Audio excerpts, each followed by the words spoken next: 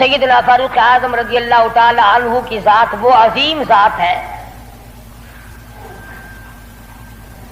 اللہ کے نبی نے اللہ پاک جل شانہ سے جھولی پھیلا کر مانگ کے لیا ہے. توجہ فرمائیں گے تو بڑی بات پلے پڑے گی. مانگنے والا محمد مصطفیٰ ہو اور دینے والا خدا ہو.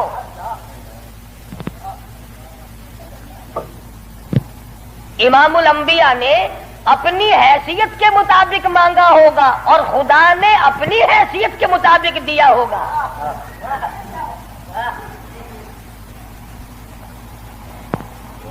مانگنے والا بھی دیکھے اور دینے والا بھی دیکھے, پھر پتہ چلے گا آپ کو کہ جو چیز مانگی ہے وہ کتنی بڑی ہے اور اللہ نے جو چیز دی ہے وہ کتنی بڑی چیز ہے. میں اور آپ کسی سے مانگیں گے 2-4 روپے, 200-400 روپے مانگیں گے, رشتہ ناتا مانگیں گے, دھن دولت مانگیں گے. اس نبی نے مانگا, اللہ پاک نے فرمایا میرے محبوب اگر آپ چاہیں تو میں آپ کے منہ مبارک کے لعاب کو سونا بنا دوں. اس نبی نے مانگا, کالی کملی والی ذات نے مانگا, شہنشاہ کائنات نے مانگا اور یوں کہہ کر کے مانگا, الہی تیرا دین کمزور ہے, تیرا اسلام کمزور ہے, تیرا بھیجا ہوا میرے پاس جو ایمان ہے وہ کمزور ہے. خطاب کے بیٹے کو میرا ساتھی بنا دے, تیرے دین میں جان پڑ جائے گی.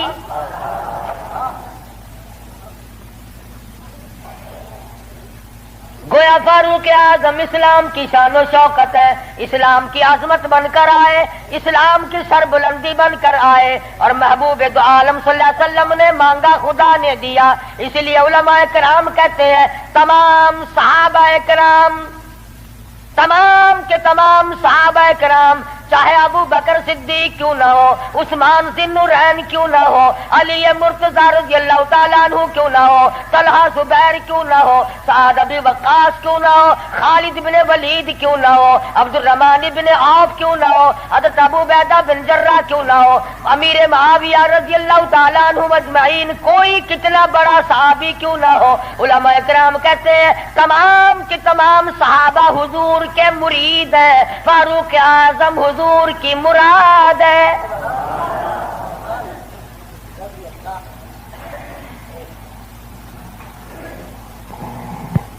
نقطوں سے شان کا پتہ چلتا ہے. کسی نے سید عطا اللہ شاہ صاحب بخاری سبقت رحمت اللہ علیہ سے پوچھا, دھیان کرو گے تو انشاءاللہ بات پلے پڑے گی.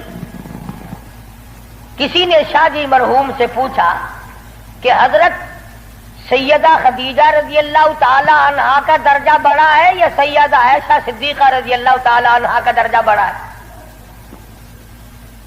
دونوں نبی کی گھر والی ہیں. سب سے پہلی گھر والی حضور صلی اللہ علیہ وسلم کی ازواج مطہرات میں سے سیدہ خدیجہ ہیں, جن کے پیٹ سے اللہ پاک نے حضور کو 4 بیٹیاں دی, 2 بیٹے دیے, دونوں بیٹے اسی وقت اللہ نے بلا لیے. اور اس میں بھی بڑی حکمت تھی کہ ایک لڑکی کی نسل آگے اللہ نے چلائی. دیکھ لو آج تمہارے سامنے کیا کیا فرقہ بندی, اگر نبی کا بیٹا زندہ رہتا تو کیا بنتا. تو شاہ جی مرحوم سے کسی نے پوچھا کہ سیدہ خدیجہ کا درجہ بڑا ہے یا سیدہ عائشہ صدیقہ کا درجہ بڑا ہے؟ تو شاہ جی مرحوم نے جواب دیا کہ ترازو تو میرے پاس نہیں جو میں درجوں کو تول لوں. اتنی بات معلوم ضرور ہوتی ہے کہ خدیجہ محمد ابن عبداللہ کی بیوی ہے اور عائشہ صدیقہ محمد الرسول اللہ کی بیوی ہے. یعنی فرق یہ سمجھایا کہ سیدہ خدیجہ کا جس وقت نکاح ہوا اس وقت حضور مکے میں محمد ابن عبداللہ تھے, اور جب عائشہ صدیقہ حضور کی جھولی میں آئی تو محمد الرسول اللہ تھے صلی اللہ علیہ وسلم. ایک دن سیدہ عائشہ صدیقہ اور سیدہ فاطمہ الزہرا رضی اللہ تعالی عنہا خالہ بھانجی بیٹی ماں بیٹی بیٹھی ہوئی تھی. آج ہماری عورتیں تو دنیاوی ضروریات کی گپیں ماریں گی. تیرا سوٹ کیسا، میرے جوتے کیسے، تیری چوڑیاں کیسی، تیرا زیور کیسا، تیرا خامند کیسا، تجھے کتنا خرچہ ملتا ہے. نبی کریم صلی اللہ علیہ وسلم کے گھرانے کا حال دیکھو. سیدہ فاطمہ الزہرا اور سیدہ عائشہ صدیقہ میں گفتگو چل پڑی. فاطمہ الزہرا رضی اللہ تعالیٰ عنہ فرمانے لگی امی جان میرا درجہ بڑا ہے، میں نبی کی بیٹی ہوں، آپ صحابی کی بیٹی ہیں. میں نبی کی بیٹی ہوں بلکہ امام الانبیاء کی بیٹی ہوں، شہنشاہ کائنات صلی اللہ علیہ وسلم کی بیٹی ہوں، آپ ابو بکر صدیق کی بیٹی ہیں. ذہانت تو دیکھیے، علم تو دیکھیے عائشہ صدیقہ رضی اللہ تعالی عنہا کا. خدا کی قسم جس کو خدا کے سلام آئے، جن کو جبریل کے سلام آئے، حضور جن کی جھولی میں ہو تو قرآن اترے. سیدہ عائشہ صدیقہ فرمانے لگی بالکل بیٹی ٹھیک ہے، بے شک مانتی ہوں تیرا درجہ بڑا ہے، آپ شہنشاہ کائنات کی بیٹی ہیں، امام الانبیاء کی بیٹی ہیں، محمد الرسول اللہ کی بیٹی ہیں، آپ کالی کملی والے صلی اللہ علیہ وسلم کی بیٹی ہیں، میں ابو بکر صدیق صحابی کی بیٹی ہوں. بالکل ٹھیک ہے، مگر یہ رشتے ناتے دنیا کے ہیں، لخت جگر میں نے تیرے ابا سے سنا، شہنشاہ کائنات صلی اللہ علیہ وسلم سے سنا، جس عورت کا نکاح جس آدمی کے ساتھ ہوگا قیامت میں اسی کے ساتھ اٹھے گی، اسی کا پلہ پکڑ کے جنت میں جائے گی. تو خاتون جنت ہے فاطمہ، میں نے تیرے ابا سے سنا ہے اس بات کے مطابق جس وقت جنت کا داخلہ ہوگا تیرے ہاتھ میں علی مرتضی کا ہاتھ ہوگا، میرے ہاتھ میں امام الانبیاء کا ہاتھ ہوگا.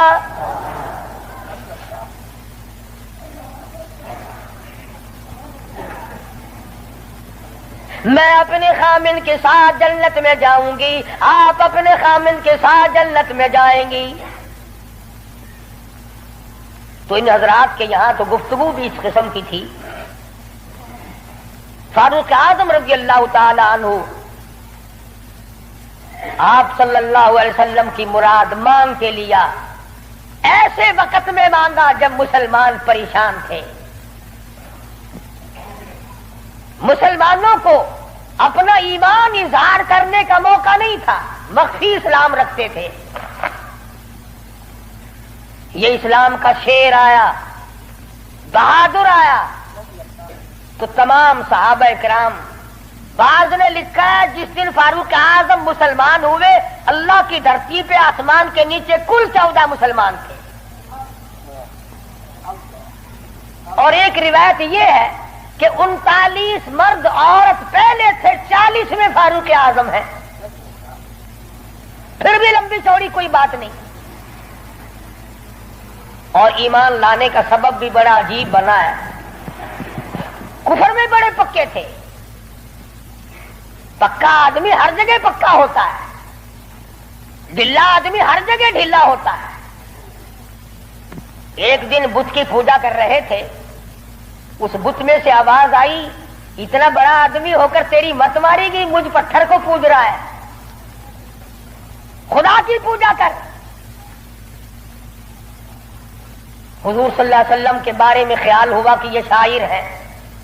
قرآن کریم پڑھتے ہوئے سنا، تردید ہوتی چلی گئی. کفار مکہ اکٹھے ہوئے، کہنے لگے نبی کی تحریک کو ختم کرو، نبوت کو قتل کر دو، امام الانبیاء صلی اللہ علیہ وسلم کو قتل کر ڈالو، یہ تحریک ختم ہو جائے گی، دین ختم ہو جائے گا، اسلام ختم ہو جائے گا. مشورہ ہوا آپس میں بیٹھ کر اس کام کو کون کرے. سارے مکے والوں نے اتفاق کیا خطاب کا بیٹا کر سکتا ہے. پتا چلا کہ کافر بھی بڑا بہادر شمار کرتے تھے. اپنے ذمے لے لیا، تلوار لی، چل پڑے قتل کے پروگرام سے، ارادے سے. صحابی راستے میں ملے، انہوں نے تیور بدلے ہوئے دیکھے تو گھر کا راستہ پھیر دیا. کہا کہ تیری بہن اور بہنوئی دونوں مسلمان ہو چکے ہیں، تمہارے گھر میں دین داخل ہو چکا ہے، اس وقت طبیعت میں مزید جلال آ گیا، میرے گھر میں دین آ گیا، ایمان آ گیا، اسلام آ گیا۔ دروازے پہ جا کے دستک دی، دروازہ زور سے کھٹکھٹایا، بہن سمجھ گئی میرا بھائی آ گیا جو ابھی کفر میں ڈوبا ہوا ہے۔ صحابی قرآن کریم پڑھا رہا ہے، میاں بیوی کو یاد کرا رہا ہے۔ آج میاں بیوی تو مل کر کیا قرآن یاد کریں گے، اولاد کو قرآن کریم پڑھانے کے لیے آج کا مسلمان تیار نہیں۔ صحابی کو چھپا دیا، اندر داخل ہوئے، پوچھا تم کیا کر رہے تھے، کیا پڑھ رہے تھے؟ فوراً جواب دیا اور کہہ اٹھے تجھے کیا مطلب ہے؟ پکڑا ہے بہنوئی کو، مارا مار مار کے بے ہوش بنا دیا۔ بہن اٹھی، کہنے لگی ہے عمر آج کیا اپنی بہن کو بیوہ کرنے کا ارادہ ہے؟ اجاڑنے آئے ہو، بسے ہوئے گھر کو برباد کرنے آئے ہو۔ بہنوئی کو چھوڑ دیا، بہن کو پکڑ لیا، اتنا مارا، ناک سے خون جاری، آنکھوں سے خون جاری، منہ سے خون جاری، مارا ہے اپنے دین کی وجہ سے۔ اللہ پاک نے بہن کو توفیق دی، وہ کہنے لگی ہے عمر دل سے نکال دی یہ بات کہ مار مار کے توحید کی امانت میرے سینے سے نکال دو گے۔ یہ تو خون کے قطرے قطرے میں بسی ہوئی ہے، رگ و ریشوں میں بس چکی ہے۔ تو مارتا تھک جائے گا، میں مار کھاتی نہ تھکوں گی۔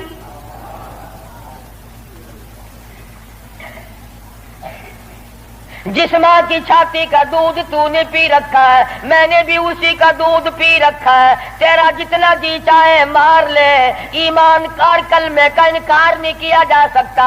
اس لیے شاعر کہتا بہن بولی عمر ہم کو اگر تو مار بھی ڈالے، شکنجوں میں کسیا بوٹیاں کتوں پہ نچوا دے، جو تیرا جی چاہے کر گزر۔ میرے ایمان کی یہ کیفیت ہے، ہم اپنے دین حق سے ہرگز پھر نہیں سکتے ہیں۔ بلندی معرفت کی مل گئی ہے، گر نہیں سکتے۔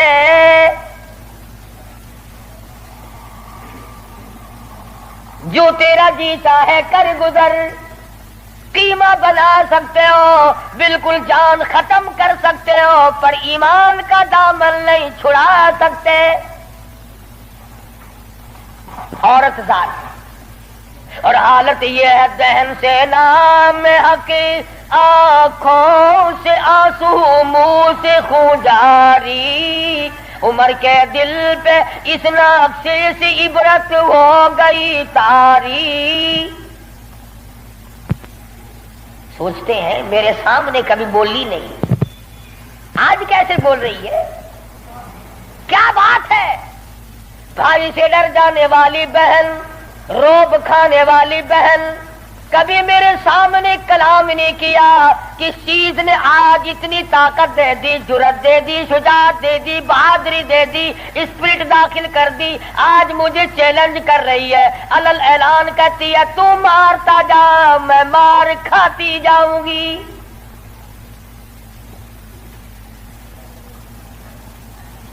پیچھے کو ہٹ کر بیٹھ گئے اور کہنے لگے کہ فاطمہ میری بہن، اب تو وہ دکھا دے تم کیا پڑھ رہی تھی۔ ایسے وقت میں بھی قرآن کریم کا تقدس ملحوظ ہے۔ پاکستان کے مسلمانوں، تم نے اخبارات میں پڑھا سنا، شرم نہیں آئی؟ 15 شہروں میں قرآن کریم کی توہین کی گئی، اللہ کے قرآن پہ پخانے کیے گئے،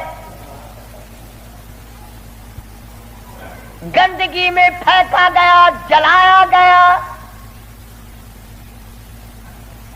آج اللہ کا قرآن میرے تیرے دروازے پہ کرلاتا پھرتا ہے، روتا پھرتا ہے، اور مسلمانوں ہے کوئی میرا، او لوگوں میری توہین ہو گئی۔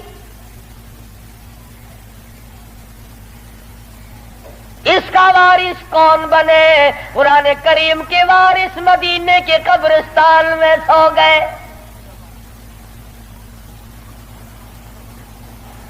فاطمہ بنت خطاب نے اس وقت میں بھی ادب کو ملحوظ رکھا، کہنے حالانکہ بال پھٹے ہوئے ہیں، کپڑے پھٹے ہوئے ہیں، خون تھوک رہی ہے، خامد بے ہوش پڑا ہے، ایسی حالت میں بھی کہتی ہے میں تجھے دکھا تو دیتی مگر تو کافر پلیت ہے۔ قرآن کریم میرے اللہ میاں کا مقدس کلام ہے۔ عورت ذات ہو کر ایسے وقت میں بھی بالکل پرواہ نہ کی۔ آج ہم قرآن مجید کی جھوٹی قسمیں کھانے کے لیے تیار ہیں، اس کو تعویذ گنڈوں میں استعمال کرنے کو تیار ہے، مر جائے کوئی میت کی بغل میں رکھ کر قبر تک لے جانے کا مشغلہ بنا لیں گے۔ اور قرآن کریم کے وارث کہاں گئے؟ قرآن کریم کے مالک کہاں چلے گئے؟ جو یوں پوچھے بے ادبی کرنے والوں تم کون ہو؟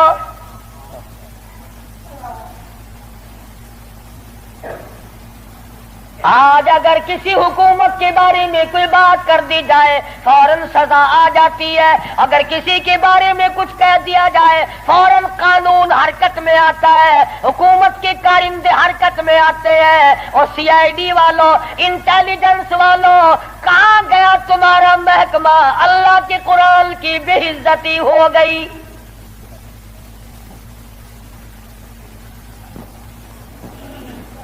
جاؤ فاطمہ بنت خطاب کی قبر سے جا کے پوچھو، لہو تھوک رہی ہے، خامد بے ہوش پڑا ہے، بھائی نے سر کے بال پکڑ کے مارا ہے۔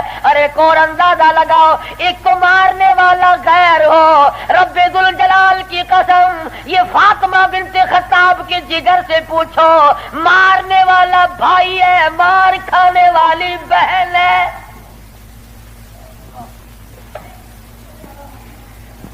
چوری نہیں کی، ڈاکہ نہیں مارا، گناہ کوئی نہیں کیا، قصور کوئی نہیں کیا، قرآن کریم کیوں پڑھتی ہے؟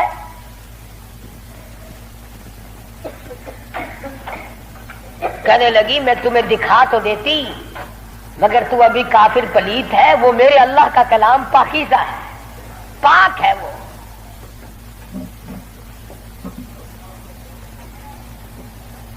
دیکھوں گا ضرور، میں پاک کیسے ہو سکتا ہوں؟ کہنے لگی پانی لاتی ہوں۔ اندازہ لگاؤ، قربان جاؤں فاطمہ بنت خطاب، تیری ایک ایک ادا پہ روتی جاتی ہے، خون تھوک رہی ہے، پانی لا رہی ہے، اور پانی لا کر کے بھائی کے اوپر پانی ڈالتی جاتی ہے، خون بھی تھوک رہی ہے، آنسو بہا رہی ہے، اور آسمان کی طرف چہرہ اٹھا کر یوں چپکے سے جھولی پھیلا دی، الہی باہر کو میں دھو رہی ہوں، اندر کو تو پاک کر دے۔ باہر پانی ڈالنا میرا کام ہے، اندر کو صاف کر دینا یہ تو تیرا کام ہے۔ غسل کرا دیا، قرآن کریم کا ورقہ ہاتھ میں دے دیا، تم سارا قرآن کریم پڑھتے ہو سنتے ہو مگر مردوں کے لیے۔ آج عدالت میں قرآن کریم کے لیے جگہ کوئی نہیں، کچہری میں جگہ کوئی نہیں، مارکیٹ میں جگہ کوئی نہیں، محلے میں جگہ کوئی نہیں، میری تیری شادی میں قرآن کریم کا پوچھنے والا کوئی نہیں، ایوان صدر میں پوچھنے والا کوئی نہیں، کسی معاملے میں قرآن کے جاننے ماننے والا کوئی نہیں۔ ادھر آ، فاروق اعظم نے ایک آیت پڑھی، صرف ایک آیت پڑھی، ادھر حضور صلی اللہ علیہ وسلم کی جھولی پھیلی ہوئی ہے، ادھر فاطمہ بنت خطاب کے آنسو ہیں۔ ایک آیت پڑھنے کے بعد فوراً پکار اٹھے اور کہنے لگے چلو ڈھونڈے غلاموں کو، چلو ڈھونڈے غلاموں کو، شہنشاہ کر دیا جس نے، زمانے بھر کے غلاموں کو آقا کر دیا جس نے۔ اے میری بہن مجھے بھی یہ دولت ملنی چاہیے جو دولت تجھے ملی.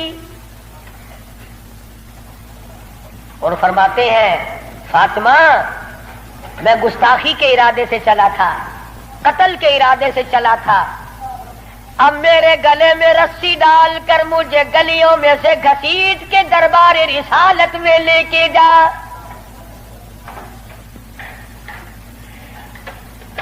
سجدہ شکر کیا بہن نے، الہی تیرا شکر ہے میرے بھائی کو ہدایت ہو گئی، میں اپنی مار بھول گئی، میں اپنا دکھ بھول گئی، اپنی پریشانی بھول گئی، زخموں کو بھول گئی. اے میرے اللہ تیرا لاکھ لاکھ شکر ہے میرے بھائی کو اسلام کی دولت مل گئی. دربار رسالت میں سب کہہ دو صلی اللہ علیہ وسلم میں حاضر ہوئے، اسلام سے مشرب اسلام ہوئے. حضور صلی اللہ علیہ وسلم نے وضو فرمایا، نماز کی نیت باندھنے لگے. فاروق اعظم نے پوچھا کیا کرو گے؟ کہ نماز پڑھوں گا. عرض کیا نماز کیا چیز ہے؟ فرمایا میرے اللہ کا حکم ہے، میرے اللہ کی یاد ہے، عبادت ہے. کھاتا نا آخر فاروق ہلکی سے تو نہیں مانگی تھی کالی کملی والے نے صلی اللہ علیہ وسلم. بہادر بول اٹھا میرے آقا، وہ دن گئے جب آپ کوٹڑی میں نماز پڑھا کرتے تھے، چھپ چھپ کر نماز پڑھا کرتے تھے. یہ آج سے پہلے کی باتیں تھی. ساری دنیا حرم میں عبادت کرے، بیت اللہ میں عبادت کرے، آپ کوٹڑی میں نماز ادا کرے کیوں؟ اسی وقت چلو بیت اللہ میں نماز ہوگی.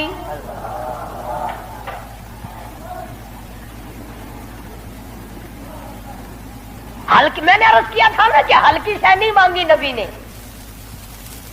اور ادھر وہ جو تھا نا دار الندوہ، جہاں بڑے بڑے قریش انتظار میں بیٹھے ہیں، ابھی سر کٹے گا نعوذ باللہ نبی صلی اللہ علیہ وسلم کا، ابھی لاتے ہیں. بیت اللہ میں تشریف لے آئے اور مکے کی طرف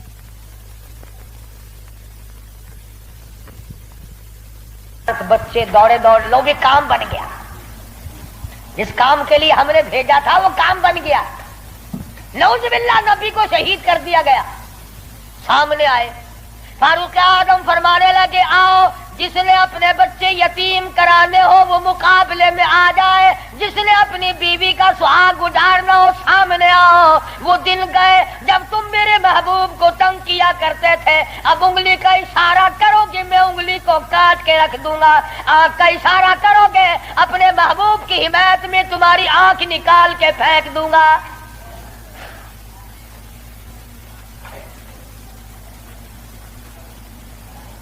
خطاب کے بیٹے تجھے تو ہم نے سر لینے کے لیے بھیجا تھا. کہنے لگا ایسا ہی سودا ہوا کرتا ہے، سر لینے آیا تھا مگر سر دے بیٹھا ہوں. سر دے بیٹھا ہوں. اب تو یہی حالت یہ رہے گی، میرا سر ہو تیرا در ہو، تیرا در ہو میرا سر ہو، میرا دل ہو تیرا گھر ہو. تمنا مختصر سی ہے مگر تمہید کولانی. فاروق اعظم مسلمان ہو گئے، قریش سارے مایوس ہو گئے. لو بھی اب خیر نہیں، اب معاملہ بگڑ گیا. پروردگار عالم نے وہ شان بخشی. حضور صلی اللہ علیہ وسلم فرماتے ہیں اے عمر، جس گلی سے تو نکل جائے، جس بازار سے تو نکل جائے، اس بازار میں شیطان داخل ہونے کی جرت نہیں کرتا. اور یوں فرمایا اگر میرے بعد نبوت کا دروازہ کھلا ہوتا اور ختم نبوت کا تاج میرے سر پہ نہ ہوتا تو میرے بعد تجھے نبی بنایا جاتا. اور پھر سیدہ حفصہ رضی اللہ تعالی عنہا فاروق اعظم کی بیٹی ہے، حضور صلی اللہ علیہ وسلم کی گھر والی ہے. فاروق اعظم حضور صلی اللہ علیہ وسلم کے سسر ہیں. کیا نظارے آئے ہوں گے جس وقت فاروق اعظم کے دروازے پہ کالی کملی والے دلہا بن کر آئے.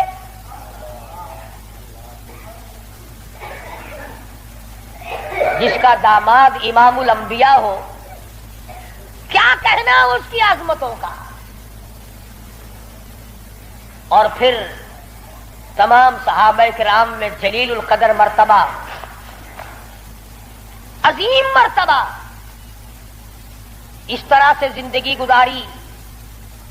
ایک یہودی اور ایک منافق مسلمان کے درمیان جھگڑا ہوا تلوار پہ. وہ کہتا تھا میری ہے، مسلمان تو نہیں تھا، منافق تھا، وہ کہتا تھا میری ہے. جناب رسول کریم صلی اللہ علیہ وسلم نے فیصلہ فرمایا کہ یہودی کی تلوار ہے، تیرے پاس شاہد نہیں، گواہ نہیں. منافق جانتا تھا کہ فاروق اعظم تیز مزاج آدمی ہے. فاروق اعظم کے پاس آیا اور کہنے لگا کہ میرا اور اس یہودی کا جھگڑا ہے، فیصلہ کریں آپ. تلوار پہ جھگڑا ہے ہمارا، یہ کہتا ہے میری ہے اور میں کہتا ہوں میری ہے. یہودی نے چپکے سے کہا کہ جی ہاں آپ فیصلہ کر دیں. پہلے محمد عربی صلی اللہ علیہ وسلم نے بھی فیصلہ فرمایا. حضرت عمر نے پوچھا حضور نے فیصلہ کر دیا؟ کہ جی ہاں حضور نے میرے حق میں فیصلہ کیا. یہودی کہنے لگا. اور فاروق اعظم نے اس منافق سے پوچھا کیوں بے تو کیوں آیا یہاں؟ کہنے لگا جی میں تو آپ سے فیصلہ کراؤں گا. انہوں نے تو اپنے آدمی کی بھی پاسداری نہیں کی. دیکھو نا یہ تو یہودی ہے، کافر ہے، اس کو تلوار دے دی. کہ اچھا تو حضور کے بعد مجھ سے فیصلہ کرانے آیا ہے؟ کہ جی ہاں میں تو آپ سے کراؤں گا. دیکھو نا آپ کتنے غیرت والے آدمی ہیں. کہ اچھا اچھا ماشاءاللہ تشریف رکھو ابھی فیصلہ کر دیتا ہوں. منافق نے سمجھا کوئی رجسٹر اٹھانے گئے ہیں. فاروق اعظم اندر سے تلوار لے آئے اور تلوار لاتے ہی منافق کی گردن پہ ماری، اڑا کے رکھ دی. فرمایا جو میرے آقا کا فیصلہ نہیں مانتا میرے پاس دوبارہ فیصلہ کرانے آئے گا اس کے لیے میرے پاس یہ فیصلہ ہے. اڑا دی. میرے تیرے ورگا ہوں نا اوشی جیڑا کچھ آتا اپنی زبان گندی کریں گا پیٹوں کو کیا. صحابہ رسول کو تبرہ کرے اپنی زبان گندا کردہ کھڑا اپنی زبان بکدا پیا تیرا کیا بگڑتا ہے؟ اور میں آتا تیری دھی کو مندہ کڈھے وال اپنی زبان گندی کرتا ہے تینوں غیرت دا جوش کیوں آندا ہے؟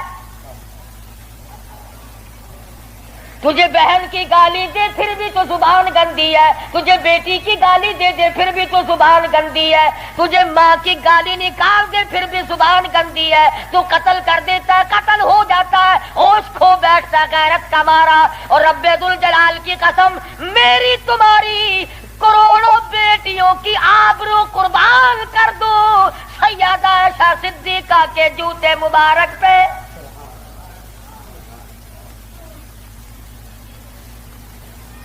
کیوں گالی دے کوئی کسی کو؟ کہاں سے جرت آ گئی؟ کیوں جرت کرتا ہے کوئی کسی صحابی کو یا کسی صحابیہ کو گالی دینے کی؟ وہ مذہب کس کام کا جس میں گالیاں دی جائے؟ وہ مذہب ہے کوئی؟ وہ عبادت ہے کوئی جس میں گالی ہو، سب و ستم ہو، تبرہ ہو؟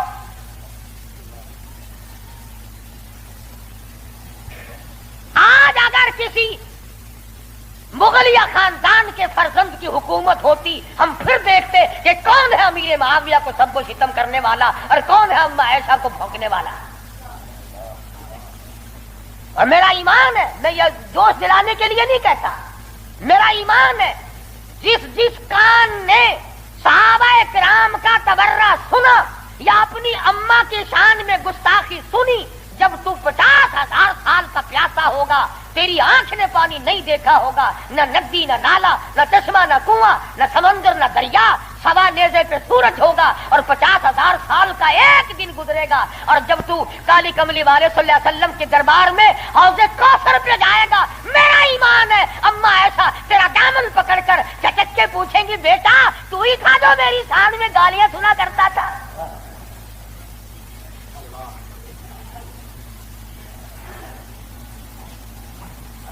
تماشا نہیں ہے، دین ہے دین.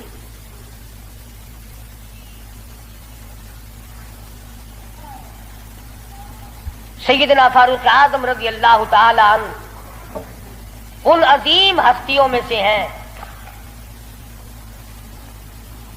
جنہوں نے اپنے دور خلافت میں اسلام کے نام پر 18,000 شہر فتح کیے.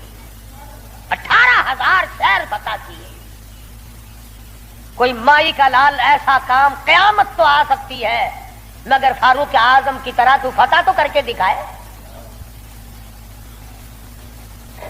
جن لوگوں نے فاروق اعظم کی شکل دیکھ کر بیت المقدس کی چابیاں حوالے کی تھی، جب لوگوں نے فاروق اعظم کو گالیاں دینی شروع کی، اللہ پاک نے تم سے قبلہ اول چھین لیا.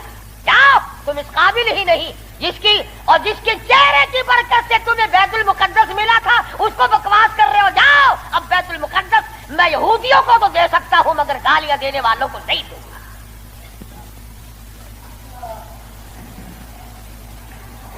بڑی عظمت کے مالک ہیں سیدنا فاروق اعظم رضی اللہ تعالی، جنہوں نے اپنے دور خلافت میں وہ عدل کیا.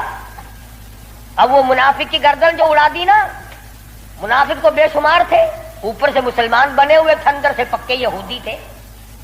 ہائے ہائے، دیکھو بالکل بے گناہ اپنے دروازے پہ. ارے بھائی اکرام کرنا چاہیے تھا، کلمہ گو کو قتل مار کر دیا. ہائے ہائے ہائے. سارے اکٹھے ہو کے اور دربار رسالت میں گئے، دربار رسالت میں گئے. ہائے مر گئے، ہائے مر گئے، ہائے ہائے. حضور صلی اللہ علیہ وسلم نے پوچھا کیا ہوا؟ ارے بس وہ تمہارا ہے نا. وہ کون؟ ارے وہ بڑا، آپ نے بڑا بنا رکھا ہے نا اسے. کون؟ اجی وہ ہے نا جس کو فاروق اعظم کہتے ہیں، عمر. ہاں. حضور صلی اللہ علیہ وسلم نے فرمایا ہاں ہاں کیا بات ہے، بالکل بے گناہ، بے قصور، بے خطا، بڑا نیک آدمی، حاجی، قاضی، نمازی، تلوار ماری گردن اڑا دی مسلمان کی. ہاں یہی تو دکھ ہوا، مسلمان کو مار دیا، بدلہ دلواؤ جلدی کرو. انہوں نے سوچا چلو ہمارا تو ایک کمینہ گیا پر بدلے میں فاروق اعظم کو قتل کریں گے. امام الانبیاء، محبوب کبریا حضرت محمد مصطفیٰ صلی اللہ تعالی علیہ وسلم نے فاروق اعظم کو بلا بھیجا. بلا کے فرمایا اے فاروق، یہ کیا بات کہہ رہے ہیں؟ کہتے ایک مسلمان کو آپ نے قتل کر دیا بغیر کسی وجہ کے. فاروق اعظم پریشان ہوئے، میں اب کیا کروں؟ ادھر سے جبریل امین قرآن لے کر آ گیا. فلا وربک. لوگوں، وہ کتنی بڑی شان کے مالک ہوں گے جن کی ضرورتوں کے مطابق قرآن اترا.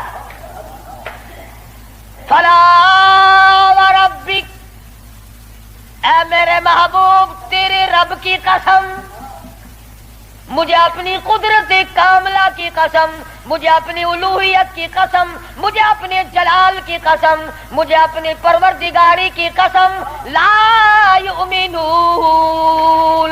اس وقت تک کوئی مسلمان ہو ہی نہیں سکتا، مسلمان بن ہی نہیں سکتا، حتی یحکموک فیما شجر بینہم. اور میرے محبوب جو تیرے فیصلے کو پلٹ دے، جو تیرا فیصلہ نہ مانے، وہ مسلمان کائے کا. میں خدا قسم کھاتا ہوں فاروق نے مسلمان نہیں مارا بلکہ یہودی منافق مارا ہے.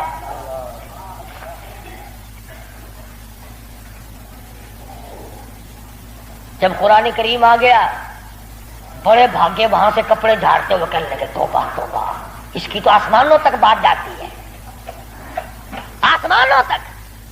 وہ فاروق بیت اللہ میں مدنی کریم صلی اللہ علیہ وسلم تشریف فرمائے. عرض کیا میرے آقا میرا دل چاہتا ہے کہ مقام ابراہیم پہ 2 رکعت پڑھا کروں. فرمانے لگے عمر، اللہ کے امر کے بغیر میں تو سانس نہیں لیتا. اسی وقت قرآن کریم آ گیا، واتخذوا من مقام ابراہیم مصلی. 17 مقام ایسے ہیں، یاد کر لیا کرو کوئی بات. ویسے تو تمہارے بڑے یاد رہتے ہیں میرے بینک میں کتنے ہیں، فلاں سے کتنے لینے ہیں، مسئلے یاد نہیں رہتے.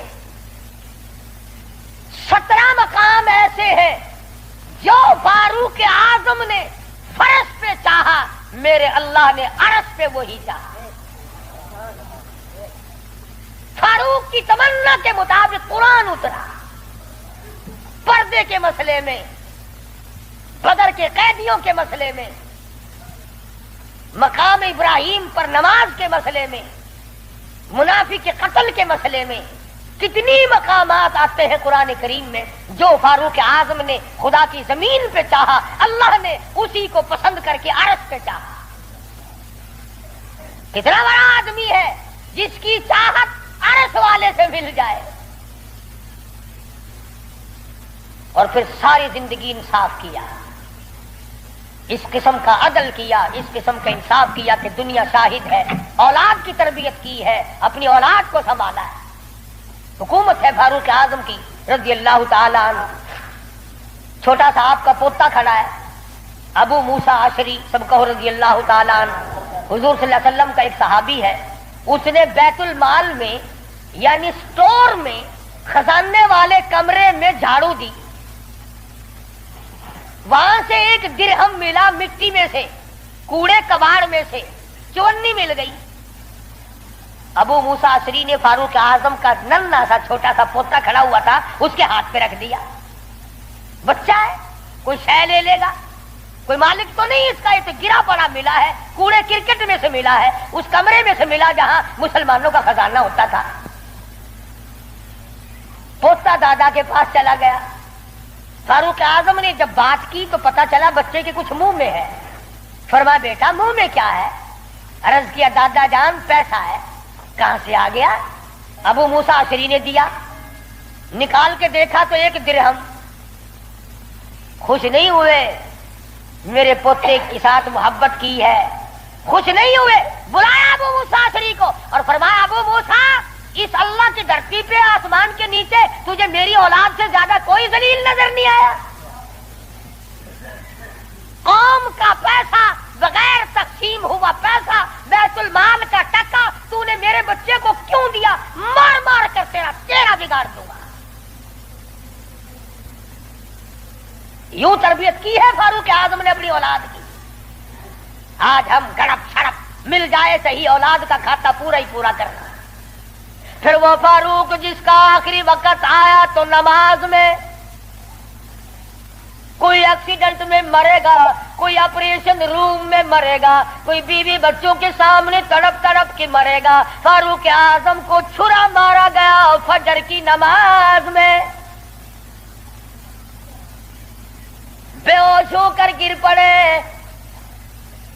اس کے بعد اپنے لگتے جگر حضرت عبداللہ کو بلوایا رضی اللہ تعالی اور فرمایا بیٹا جا سیدہ عائشہ صدیقہ کے پاس چلا جا اور جا کر میرے لیے ایک بھیک مانگ لا. اور جا کر کے بھیک مانگ. عائشہ صدیقہ مالکہ ہے اس حجرے کی جس حجرے میں محمد عربی صلی اللہ علیہ وسلم دفن ہے، ابو بکر صدیق دفن ہے، ایک قبر کی جگہ ہے. عائشہ صدیقہ سے جا کر میرے لیے بھیک مانگ کے آ اور جا کے یوں کہنا ہے چھپائے کفن میں آج عمر اور سوالی آپ سے ہے سر بسر. اس کو بس للہ اجازت دیجیے تاکہ قدموں میں نبی کے جا بچھے. اجازت دے دو اللہ واسطے بھیک مانگتا ہوں. اور آج میری یہ حالت ہے، پیش یہ مولا کا ہے اتنا خیال اور کانپتا ہے عمروں کا بس بال بال. رو رہے ہیں فاروق اعظم، فرماتے ہیں دیکھیے آج جالا اس کی حضور کیسے آوے پیش وہ رب غفور. نہ معلوم کیا بنے گی. حضرت عبداللہ بن عمر رضی اللہ تعالیٰ اما عائشہ صدیقہ رضی اللہ تعالیٰ عنہ کی خدمت میں گئے، قبر کی جگہ مانگی. ابا جان نے بھیک مانگ رہے ہیں. فرمانے لگی میں نے اپنے لیے رکھی تھی مجھے اس کے بدلے میں قیامت تو آ سکتی ہے مگر ایسی جگہ نہ ملے گی۔ واہ ایسا صدیقہ، تم نے اچھا صدقہ کیا، تاریخ کو شرمندہ کر دیا۔ ارے 4 پیسے اللہ نہ ان پہ دو گے تمہیں امید ہے اور مل جائیں گے، کپڑا دو گے تمہیں امید ہے اور مل جائے گا، کھانا دو گے تمہیں امید ہے اور مل جائے گا، مکان دکان دو گے تمہیں اور مل جائیں گے، لیکن ایسا صدیقہ جانتی ہے نہ اور نبی آئے نہ ایسا حجرہ بنے، یہ تو جنت کا ٹکڑا ہے۔